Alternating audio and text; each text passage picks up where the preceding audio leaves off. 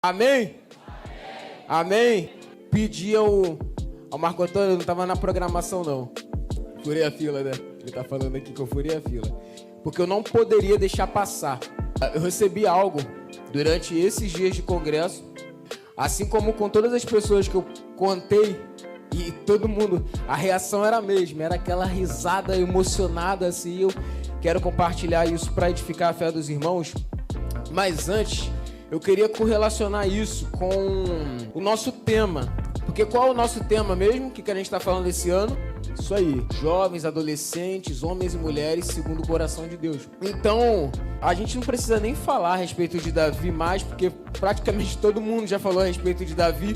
Mas pra mim, assim, do Antigo Testamento ele é o cara mais brutal, assim, mais incrível. O Davi, ele é o cara mais Novo Testamento do Antigo Testamento. Deu pra entender? Ele é o cara mais nova aliança da antiga aliança. Ele é o cara, ele era à frente do seu tempo. Ele é o cara. Tudo que ele queria era a presença de Deus.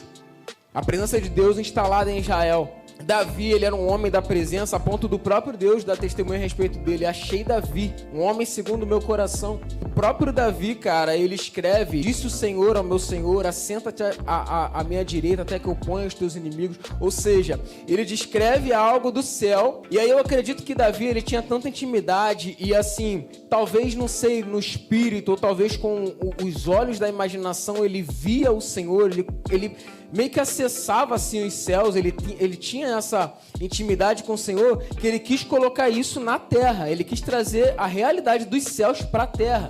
Foi isso que Davi quis fazer. O Davi, ele queria colocar na terra a arca que estava lá abandonada um tempão com outro povo. Davi foi lá: não, nós vamos buscar essa arca porque Deus vai morar em nosso meio.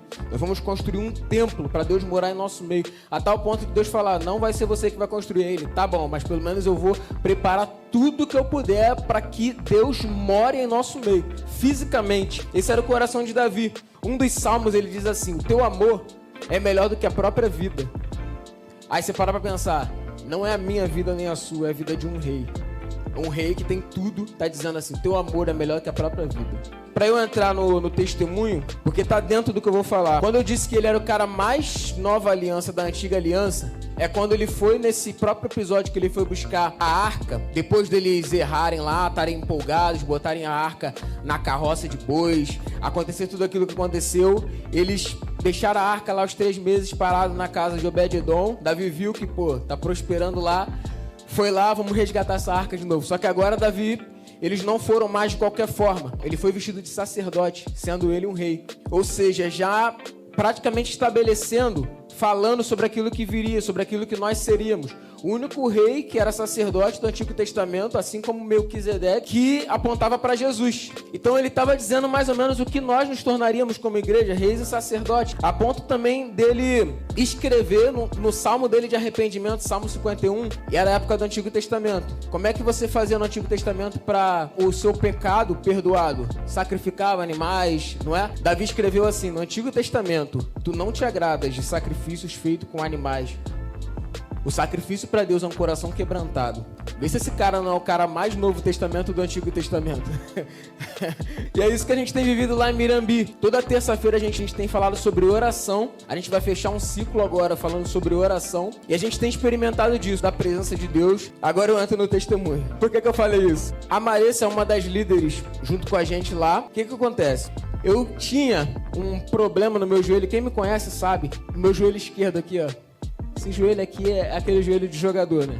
O joelho era bichado. Não, jogava. O joelho era certo, irmãos. Ele doía, meu joelho doía praticamente, direto. Se eu jogava bola era certo, eu chegava em casa, eu tinha que tomar banho, ficar de repouso, porque o joelho ia doer. Se eu ficasse muito tempo em pé, durante um tempo, eu tinha que parar, descansar, porque meu joelho ia doer. O meu joelho, ele doía muito. Era uma coisa tão comum que eu já tinha me acostumado com a dor. Não tem? Se já se acostumou com alguma dor? Eu tinha me acostumado com a dor. Se eu fosse subir uma escada, se eu fosse andar muito, se eu ficasse em pé muito tempo no ônibus, eu ia sentir dor. A parte mais incrível. Na sexta-feira, como eu não trabalhei, então eu passei o dia todo praticamente dirigindo. E o carro, você usa bastante a embreagem na perna esquerda aqui, então forcei muito o joelho. Passei o dia todo, nunca dirigi tanto na minha vida. Eu cheguei aqui com o joelho quebrado. A gente parava aqui, conversava, eu com o joelho quebrado. Na hora de que a gente ficava de pé, eu ficava em pé. Depois, na hora de sentar, eu já buscava sentar, porque o joelho tava... Aí, no final, a gente começou a conversar, já tinha acabado o culto. A gente começou a conversar, papo vai, papo vem, Marissa percebeu. O que tá aí? O que tem no joelho aí, cara? Pô, cara, tá doendo muito. Passei o dia todo dirigindo. A Marissa perguntou, você quer que eu faça uma oração? Eu falei, cara, pô, nem oração resolve. Pequei, né? Eu confesso. Aí a gente conversando assim, papo vai. Aí no final, assim, quando ela tava se despedindo, ela falou, botou a mão no meu joelho e falou, seja curado então, em nome de Jesus. Eu amém. Fui pra casa. Fui dormir, já era muito tarde, de madrugada. Aí eu pensei assim, de manhã eu vou acordar certo, cheio de dor nos dois joelhos, coluna, vai tá tudo doendo. Acordei na manhã seguinte, detalhe, sem um despertador. Nunca tinha acordado sem despertador pra ir pro trabalho. E a surpresa? Sem dor, nem no joelho, nem nas costas. Acordei e parecia que tinha dormido 10 horas direto. Eu falei, meu Deus, cara. Passei o dia todo sem dor. Também eu fico a maior parte do tempo sentado, mas ando, vou pra lá, pra cá. O sapato não ajuda, sem dor. Vim pra casa, eu pego 2 ônibus. Eu pego um ônibus de Itaipu pro terminal de Niterói. Vim em pé nesse ônibus, não senti dor. Aí eu cheguei em casa e minha mãe me ligou, Adriel, vem buscar a gente. Eu me arrumei rapidinho em casa, vim buscar ela. Quando eu cheguei aqui, vou contar isso pra Marissa, porque eu fui curado.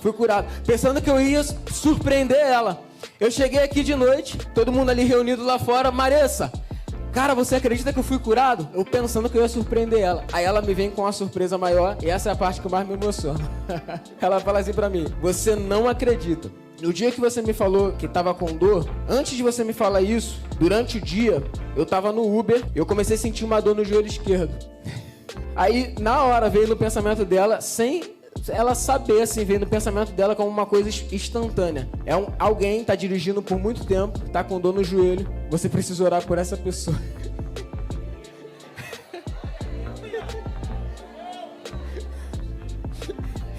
E ela não tinha me contado isso. Quando chegou aqui, ela me contou. Aí eu que fiquei surpreso. Aí eu olhei pra ela, meu Deus do céu, cara, isso é real, cara, eu fui curado.